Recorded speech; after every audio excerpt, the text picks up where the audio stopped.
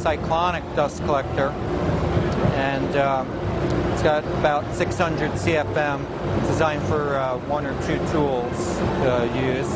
And having successfully helped woodworkers in small to medium shops with dust collection, Oneida Air Systems' state-of-the-art dust collection technology quickly made an impact on woodworkers both locally and nationally, solidifying their place in history. Soon, the term cyclone in the context of the woodworking industry became synonymous with Oneida Air's unmatched dust collection products. Oneida Air's cyclone separators work by utilizing the momentum of incoming particulates to mechanically separate materials of different densities, similar to how a centrifuge works. For woodworking dust collection, the inbound air velocity is used to literally spin the dust out of the air. Gravity pulls down on the heavier particulates, allowing the lighter air molecules to be carried back up through the center of the cyclone. The more rotations the dust makes around the cyclone, the more dust is separated from the air. Oneida Air's cyclone separators are carefully engineered to separate 99% of the dust from the airstream. And so, the company embarked on its next quest for solving another prevalent dust collection problem, the infamous wet-dry vacuum's clogged filter. this product is called the Dust Deputy, and it's injection molded plastic cyclone, so it attenuates mechanically about 99% of the material so that your filter stays clean.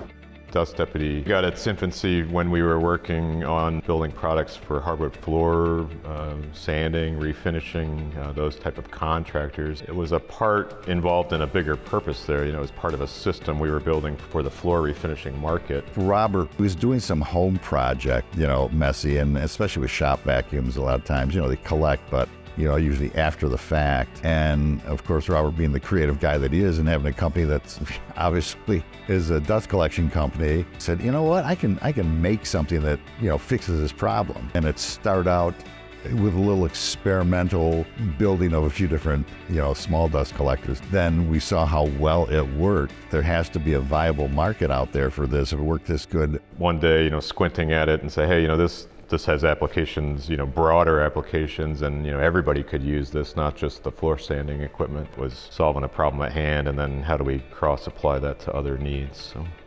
The Dust Deputy would function identically to the larger cyclone collectors from the previous decade, with the suction from the wet-dry vacuum standing in as the proverbial motor, now capable of separating up to 99.9% of fine dust and debris before reaching the wet-dry vacuum's filter. Before they knew it, Oneida Air Systems' Dust Deputy was born. Yeah, that I actually named the Dust Deputy. I kind of came up with the phrase, rounds up the dust that used to get away. Sounded good, rolled off the tongue, the Dust Deputy. You want something that stands out, memorable. Now it's basically an industry term. Kind of people refer to pretty much all, small pre-separators as Dust Deputies.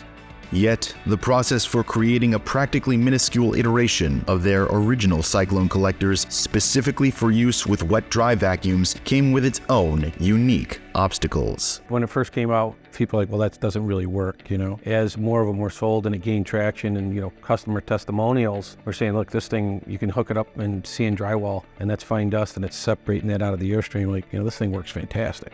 I think the hardest part in the marketing of it, people didn't realize they needed it. It was a lot of like, my shop vacuum is good enough. Why do I have to buy something, additional to use with it? It's fine. Just getting them to try it and for them to see oh my God, this thing really does work. Because we say, it separates 99% of the dust and waste. And it really does. Guys, it's like, I haven't cleaned my filter or cleaned my vacuum in 3 months and I use it all the time. It's that effective. Yeah, first Dust Deputy was a hand-built, hand-welded, deal construction painted cyclone, and we still make those today, the heavy-duty industrial Dust Deputy, if you will, for contractors, floor refinishers, and they needed to be durable. They were in and out of contractor trucks and vans every day. But that was also the technology we had at hand. We were building equipment out of metal. We were welding and fabricating. That's what our shop was good at. One of the employees here, and I think Robert, they worked together and decided to make that, instead of a metal cyclone, to make it the current state of a polymer cyclone, just so that you could keep up with demand, right? So, production to weld and make a steel cyclone compared to a polymer, there's a lot more time and labor into it. So you're able to scale up production and meet demand. Under the dust deputy, we should have most of the dust that we've been working with. There's about 3 inches of very fine set of drywall dust there. Absolutely. And what do we have there? Nothing. This filter's spotless. There's nothing on it. Normally this would be caked with dust.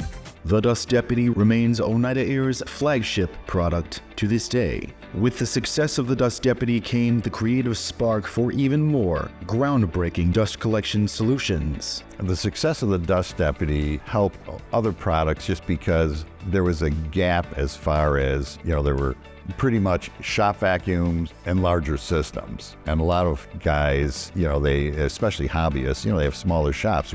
They still want good dust collection, but they can't even because they're in their garage. So, they sort of spurred things like the Dust Cobra. Different niche markets, if you got to say, that are out there. Usually the way, Robert's always worked, if there's a problem, the marketplace, it's like, how can we solve this? What can we make? As the company grew, so did its team of hardworking manufacturers. More people became involved in helping the company expand and to manufacture and sell Oneida Air's dust collection products. One thing that we have stayed true to, despite everything else, we found a way to produce here in Syracuse in the United States and deliver top products at a reasonable price. So in order to do that, you have to have a committed, skilled workforce, and everybody's important in every job, and that they understand that they're part of something larger than themselves, and they make a commitment to help and grow the company. And I think that if people feel that, that's what makes you successful, and you can be successful anywhere if you can maintain that.